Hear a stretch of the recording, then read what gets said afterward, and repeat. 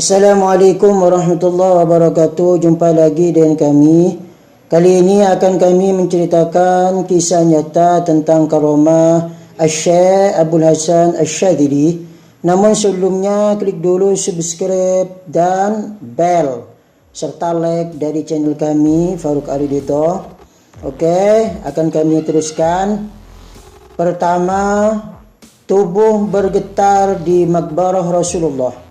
Salah satu murid Syekh Abdul Hasan Asyadzili yang bernama Syekh Abu Azaim Madi menceritakan, suatu waktu saya naik haji bersama beliau. Ketika sampai di Madinah Al-Munawwarah, beliau berdiri di depan pintu masjid Rasulullah sallallahu alaihi wasallam. Saya meminta izin untuk masuk. Beliau berkata, di tempat inilah Allah berfirman, "Hai orang-orang beriman, janganlah kalian masuk rumah-rumah Nabi kecuali jika kamu diizinkan untuk masuk."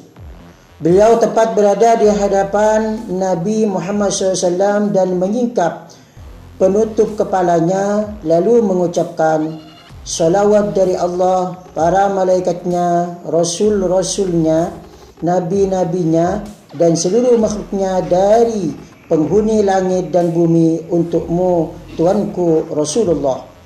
Beliau terus mengulang-ulang perkataan itu dalam keadaan terguncang hebat sampai kondisi beliau menjadi tenang. Kemudian beliau duduk di salah satu sudut masjid dan berkata, "Ketika aku mengucapkan salam kepada Rasulullah, beliau disingkapkan untukku sehingga aku bisa melihat wajah beliau. Aku mengucapkan salam kepada beliau dan beliau menjawab salamku dengan jari telunjuk beliau." Menaklukkan binatang buas. Pada awal penempuhan di jalan sufi, suatu malam Syekh Abdul Hasan Asyadzili berada dalam perjalanan dan bermalam di sebuah kawasan yang banyak terdapat binatang buas. Binatang-binatang buas itu mengelilingi beliau, ingin menerkam dari segala arah. Beliau naik ke tempat yang lebih tinggi, tapi binatang-binatang buas itu terus mengancam keselamatannya. Beliau berkata, "Demi Allah, aku akan bersalawat kepada Rasulullah SAW sesuai sabda beliau dalam sebuah hadis, barang siapa bersolawat kepadaku satu kali, niscaya Allah Subhanahu wa taala bersolawat kepadanya 10 kali. Dan apabila dia bersolawat kepadaku 10 kali, niscaya dia dalam perlindungan Allah." Setelah membaca solawat, binatang-binatang buas tersebut hanya diam, tidak mengganggu dan tidak menerkam lagi. Emas untuk fakir miskin.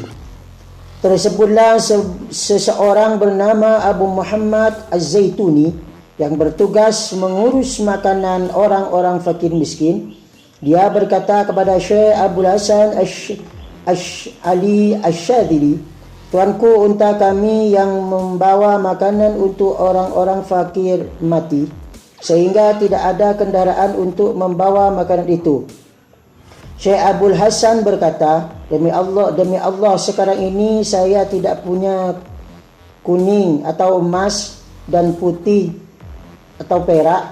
Setelah mempersilakan duduk, kemudian beliau memasukkan kepala ke leher bajunya beberapa saat, lalu mengeluarkannya kembali dan berkata, "Abu Muhammad, mendekatlah kemari, masukkan tanganmu dan ambil apa yang ada di dalam sakuku." Abu Muhammad pun segera memasukkan tangannya dan mengeluarkannya penuh dengan emas di tangannya. Syekh Abdul Hasan berkata, "Lihatlah, tidak ditempa oleh penempa dan tidak cetak oleh pembuat cetakan. Hanya saja dikatakan kepadaku, 'Ali, ambillah apa yang ada di dalam sakumu.'" Kemudian beliau berkata kepada Abu Muhammad, "Berilah unta dan apa yang kamu butuhkan untuk bekal bagi orang-orang fakir." Menyadarkan pencuri. Hampir setiap tahun Syekh Abdul Hasan Asyadzili melaksanakan ibadah haji, terutama ketika beliau menetap di Iskandaria, Mesir. Dari Mesir berangkat ke Mekah bersama para sahabat dan murid-muridnya, menempuh perjalanan panjang melintasi gurun pasir di bawah terik panas matahari dan dinginnya malam yang menusuk tulang. Di malam hari mendirikan tenda atau kemah di atas hamparan pasir agar rombongan bisa istirahat. Suatu malam ketika beliau dan rombongan berada di dalam tenda, ada sekelompok pencuri ingin mengambil habis barang-barang yang dibawa beliau dan rombongan. Setelah memastikan yang berada di dalam tenda terlelap tidur, para pencuri itu segera beraksi. Tapi mereka bingung dan terpana, kerana yang ada di hadapan mereka bukan lagi tenda-tenda seperti yang tadi dilihat, melainkan tembok-tembok besar, sehingga mereka tidak mampu memasukinya, dan di sekelilingnya berdiri pagar-pagar tembok yang tinggi, sehingga mereka tidak mampu keluar dari tempat itu. Mereka baru sadar bahawa orang yang akan dicuri bukanlah orang biasa, tapi wali Allah yang agung. Pagi harinya mereka serempak memohon maaf kepada Syekh Abdul Hasan Asyadzili, kemudian menjadi murid-murid beliau. Bahkan mereka ikut naik haji dan menjadi orang-orang yang soleh. Makanan dan minuman ajaib. Syekh Abu Az-Zaim Madi sering diutus oleh Syekh Abdul Hasan Asyadzili untuk beragam keperluan ke berbagai daerah sampai di tempat-tempat yang jauh. Dalam melaksanakan semua perintah gurunya itu, Syekh Abu Az-Zaim tidak pernah membawa bekal makanan dan minuman sedikit pun. Kerana kalau dia merasa lapar dalam perjalanan, terdengar suara Syekh Abdul Hasan di telinganya, "Melangkahlah ke sebelah kananmu, kau akan mendapatkan makanan yang engkau inginkan." Benar saja, di tempat itu sudah tersedia berbagai makanan sesuai seleranya. Namun setelah dimakan dan ditinggalkan, makanan itu lenyap tanpa bekas. Demikian pula manakala dia merasa haus, terdengar suara gurunya, "Melangkahlah ke sebelah kirimu, kau akan mendapatkan minuman yang kau inginkan." Minuman yang segar pun tersedia di tempat itu. Walau berada di tempat padang pasir sekalipun, setelah diminum, minuman itu lenyap tanpa setetes pun tersisa. Sultan Mesir kaku tubuhnya. Sultan Mesir membuat peraturan yang merugikan rakyat, sehingga para pemimpin kabilah-kabilah Swan meminta bantuan kepada Syekh Abdul Hasan Asyadzili. Segera Syekh menghadap Sultan dan meminta untuk membatalkan peraturan itu. Tapi Sultan menolak permintaan Syekh tersebut. Syekh Abdul Hasan berkata kepada Sultan, "Aku, kamu dan kabilah-kabilah itu dalam genggaman Allah." Lalu Syekh berdiri dan melangkah hingga sekitar 20 langkah. Tiba-tiba Sultan tidak bisa menggerakkan tubuhnya dan tidak mampu berbicara. Orang-orang yang ada di situ segera mengejar Syekh, mencium-cium tangan beliau dan memelas-melas agar beliau kembali ke tempat Sultan. Syekh pun kembali dan menggerakkan tubuhnya dengan tangan beliau. Tiba-tiba Sultan bisa menggerakkan tubuhnya dan turun dari singgasananya. Sultan meminta kepada Syekh agar menetap di istana dan mengharap-harap doa beliau. Kemudian Sultan memerintahkan kepada para menterinya untuk membatalkan peraturan yang merugikan rakyat tersebut. Tak terlihat perampok. Syekh Abu Az-Zaim Madi, salah satu murid Syekh Abdul Hasan Asyadzili, suatu waktu dalam perjalanan pulang dari ibadah haji, mendapat ancaman dari beberapa orang yang bermaksud merampas barang-barang titipan orang lain yang dibawanya. Dia pun bersembunyi dalam ketakutan sambil memanggil-manggil nama Syekh Abdul Hasan Asyadzili. Tiba-tiba Syekh berada di hadapannya. Padahal saat itu Syekh sedang berada di Mesir. Memberikan isyarat kepadanya agar keluar dari tempat persembunyiannya. Dia pun keluar dan anehnya para perampas itu tidak melihatnya walau berjalan di hadapan mereka.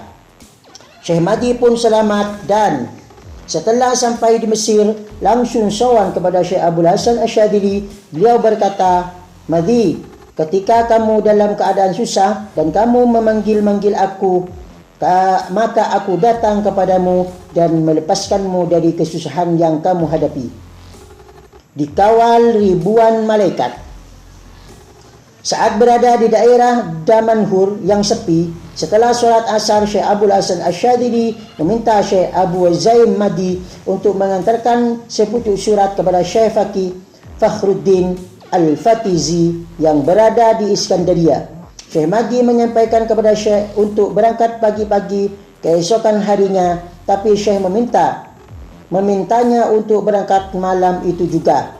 Perjalanan dari Damanhur ke Iskandaria sangat jauh, butuh 1 hari dengan menaiki kuda dan harus melewati pegunungan yang rawan dihadang oleh kawanan perampok di malam hari.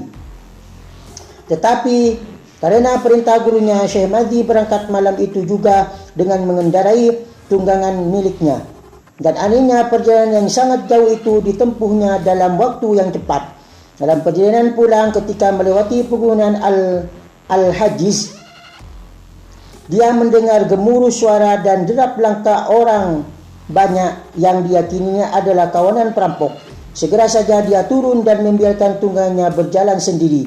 Sementara dia mengamati dari jauh, tapi dia tidak melihat siapapun jua. Ketika sampai di Damanhur, Syekh Abul Hasan Asyadzili berkata, "Mahdi, kamu membiarkan tungganganmu berjalan sendiri. Apakah kamu takut kawanan perampok?"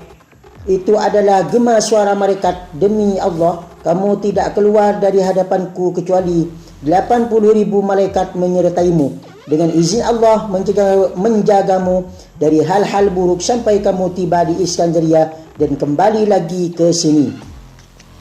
Menjaga murid-muridnya. Suatu ketika Syekh Abul Hasan Asyadzili berkata kepada muridnya, "Saya akan menjaga murid-muridku baik yang dekat maupun yang jauh." Syekh Mahdi meragukan kata-kata gurunya itu. Dalam hatinya berkata, "Mana mungkin bisa menjaga murid yang jauh jaraknya? Hanya Allah yang bisa melakukan itu." Tiba-tiba dia merasakan sumpek luar biasa sehingga dia keluar dari tempat itu berjalan kaki tanpa terasa sampai di tepi pantai yang sangat jauh jaraknya dari sang guru. Ketika dia sedang duduk-duduk di pinggir pantai itu, tiba-tiba ada yang merangkulnya dari belakang dengan erat sampai dia tidak bisa melepaskan diri. Ketika dia menoleh, ternyata yang merangkulnya adalah seorang wanita yang sangat cantik yang bermaksud untuk bermaksiat dengannya. Tentu saja Syekh Mahdi menolaknya, tapi si wanita itu mengancam akan mematahkan lehernya kalau dia tidak bersedia. Dalam kepanikan dan ketakutan itu, tiba-tiba ada tangan yang menarik dirinya sehingga terlepas dari wanita tersebut. Setelah terlepas, dia menoleh, siapakah gerangan yang membantunya, tapi dia tidak melihat siapapun di tempat. Langsung saja dia mendirikan diri menuju ke tempat gurunya. Sang guru berkata, "Mahdi, kamu tidak percaya dengan kata-kataku, sehingga tadi kamu membuktikan sendiri tanganku menarikmu dari genggaman wanita itu." Syekh Mahdi terpana karena sang guru berada di kediamannya, tapi tangannya membantu dia yang sedang berada di tempat yang jauh. Zuhud dan orang miskin. Dalam sebuah pengajian, Syekh Abul Hasan Asyadzili menerangkan tentang zuhud dan beliau berpakaian bagus seperti biasanya. Di antara yang hadir ada seorang berpakaian compang-camping. Dia berkata dalam hatinya, bagaimana Syekh ini menerangkan zuhud sedangkan dirinya sendiri berpakaian bagus. Tiba-tiba Syekh menoleh ke arahnya sambil berkata, "Anda berpakaian seperti itu bertujuan supaya mendapat belas kasihan orang lain agar mendapat keuntungan duniawi. Saya berpakaian bagus tapi tidak mengharapkan belas kasihan orang lain yang bersifat duniawi." Orang tersebut terkejut luar biasa karena Syekh mengetahui apa yang ada di dalam hatinya. Segera dia meminta maaf. Syekh pun dengan tersenyum memaafkannya dan memberikan pakaian yang bagus kepadanya. Menurut Syekh Abul Hasan Asyadzili, yang dimaksud zuhud adalah zuhud hatinya, tidak cinta duniawi dan tidak ada ta'alluq dengan harta yang dimiliki. Silakan bekerja keras memperbanyak harta, tapi tidak boleh hubbud dunya, hatinya hanya bersama Allah. Makanan yang tidak pernah habis. Dalam suatu perjalanan menuju Syadzila, Syekh Abul Hasan Asyadzili bertemu dengan seorang miskin yang sedang membawa keledai kurus dan kecil. Kebetulan orang itu satu tujuan perjalanan dengan beliau, sehingga mereka sepakat untuk bersama dalam perjalanan. Namun saat itu si orang miskin mau kembali ke pasar dulu kerana ada keperluan yang lupa dibelinya. Dia meninggalkan keledainya bersama Syekh. Beberapa langkah menuju pasar, dia berkata dalam hatinya, itu orang yang tidak saya kenal. Bisa jadi nanti dia membawa lari keledaiku. Tiba-tiba Syekh memanggilnya kembali sambil berkata, bawalah keledaimu ini supaya kamu tidak menyangka aku akan membawanya pergi seperti yang kamu pikirkan. Saya menunggumu di sini. Betapa terkejutnya orang itu kerana Syekh mengetahui apa yang ada yang dia pikirkan. Segera dia meminta maaf. Dalam perjalanan orang itu bercerita bahwa dia dan keluarganya adalah orang yang sangat miskin. Untuk makan sehari-hari saja kesulitan. Saat itu dia membawa sebungkus gandum yang akan dimakan nanti bersama keluarganya dan makanan keledainya. Syekh berkata, ambil gandum itu dan bawa kemari. Setelah diaturkan, kemudian Syekh memasukkan tangannya ke dalam bungkusan gandum itu dan berkata, letakkan gandum ini di keranjang jerami. Lalu tutuplah, cukup masukkan tanganmu ke dalamnya dan makanlah darinya. Kamu tidak akan pernah lagi miskin selamanya. Aku memohon kepada Allah supaya menganugerahkan kekayaan kepadamu dan keturunanmu. Setelah itu orang tersebut dan keturunannya tidak mengalami kemiskinan sampai sekarang. Kebakaran hebat di Istana Mesir. Popularitas Syekh Abul Hasan semerbak harum di mana-mana. Aromanya sampai terdengar di telinga Qadi Al-Jamaah Abu Qasim bin Bara. Namun aroma ini perlahan membuatnya sesak dan gerah. Rasa iri dan hasut muncul dalam hatinya. Dia berusaha memadamkan popularitas Sufi Agung ini. Dia melaporkan kepada Sultan Abi Zakaria dengan tuduhan bahwa dia berasal dari golongan Fatimi. Sultan meresponnya dengan mengadakan pertemuan dan menghadirkan Syekh Abul Hasan dan Qadi Abul Qasim. Hadir di situ juga para pakar fikih. Pertemuan tersebut untuk menguji beberapa kemampuan Syekh Abul Hasan. Banyak pertanyaan yang dilontarkan demi menjatuhkan dan mempermalukan Abul Hasan di depan umum. Namun bagaimana kata-kata mutiara Imam Syafi'i, dalam ujian orang akan terhina atau bertambah mulia. Dan nyatanya bukan kehinaan yang menimpa wali besar, kemuliaan keharuman nama justru semakin semerbak memenuhi berbagai lapisan masyarakat. Qadi Abul Qasim menjadi tersentak dan tertunduk malu, bukan hanya kerana jawaban-jawaban Asy-Syadzili yang tepat dan bisa menepis semua tuduhan, tapi pengakuan Sultan bahwa Syekh Abul Hasan adalah termasuk pemuka para wali. Rasa iri dan dengki si Qadi terhadap Syekh Abul Hasan semakin bertambah. Kemudian dia berusaha membujuk Sultan dan berkata, jika Tuan membiarkan dia, maka penduduk Tunis akan menurunkanmu dari singgasana. Ada pengakuan dan kebenaran dalam hati, ada juga kekhawatiran akan lengser dari singgasana. Sultan demi mementingkan urusan pribadi, menyuruh para ulama fikih untuk keluar dari balai Rum dan menahan Syekh Abul Hasan untuk dipenjara dalam istana. Kabar penahanan Syekh Abul Hasan mendorong salah seorang sahabatnya untuk menjenguknya. Dengan penuh rasa prihatin, si Karib berkata, orang-orang membicarakanmu bahwa kamu telah melakukan ini dan itu. Sahabat tadi menangis di depan Syekh Abul Hasan, lalu dengan percaya diri dan kemantapan yang tinggi Syekh tersenyum manis dan berkata, demi Allah, andai kata aku tidak menggunakan adab syarak, maka aku akan keluar dari sini. Seraya mengisyaratkan dengan jarinya. Setiap jarinya mengisyaratkan ke dinding, maka dinding tersebut langsung terbelah. Kemudian Syekh berkata kepadaku, ambilkan aku 1 teko air, sajadah dan sampaikan salamku kepada kawan-kawan. Katakan kepada mereka bahwa hanya sehari saja kita tidak bertemu dan ketika solat maghrib nanti kita akan bertemu lagi. Syekh diam saja, ditahan oleh Sultan. Walau sebenarnya sangat mudah bagi beliau untuk keluar dari tahanan itu. Tapi apa yang terjadi? Sehari saja Syekh ditahan, banyak kejadian memilukan di istana. Seorang budak wanita kesayangan Sultan tiba-tiba jatuh sakit dan meninggal saat itu juga. Kebakaran hebat terjadi di dalam gedung sehingga seluruh isi bangunan habis dilalap api. Dan gedung-gedung banyak yang pecah di sana sini. Menyadari kesalahan menahan wali Allah yang agung ini, saudara Sultan segera meminta maaf kepada Syekh dan saat itu pula Syekh dilepaskan. Demikianlah karomah Syekh Abdul Hasan Asy-Syadzili. Semoga kita semua mendapat barokah dari beliau. Assalamualaikum warahmatullahi wabarakatuh.